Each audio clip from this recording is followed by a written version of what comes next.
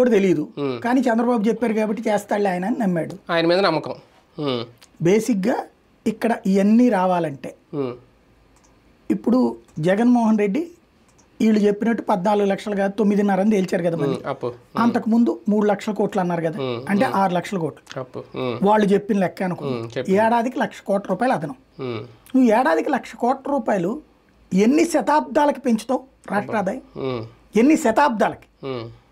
నేను అనేది దశాబ్దాలు కూడా కాదు, శతాబ్దాలకి పెంచాలి. అంతే కదా.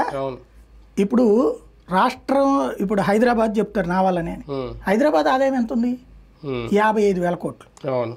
తెలంగాణ మొత్తం నిరుద్యోగం అల్లాడుతుంటే హైదరాబాద్ వచ్చే దాన్ని చూసుకుని పండగ చేసుకుంటున్నాం. అంటే అక్కడంతా అడుక్కుది ఏంటంటే ఇక్కడ అద్భుతం అని చెప్తున్నాం. ఇప్పుడు అదే పరిస్థితి ఇక్కడ. 1,00,000 కోట్లు నువ్వు ఎప్పుడు సంపాదిస్తావు?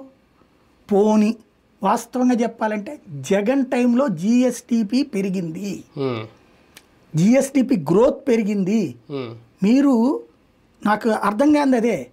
ఇదివరకు వైసీపీ వాళ్ళు జిఎస్టిపికి ఇదే మన జిఎస్టీది ప్రతి నెల రిలీజ్ చేసేవాళ్ళు. ఈ 2 నెలల నుంచి రిలీజ్ కావట్లేదు. మరి కేంద్రం వాళ్ళతో మాట్లాడుకుని సైలెంట్ చేసేసారా?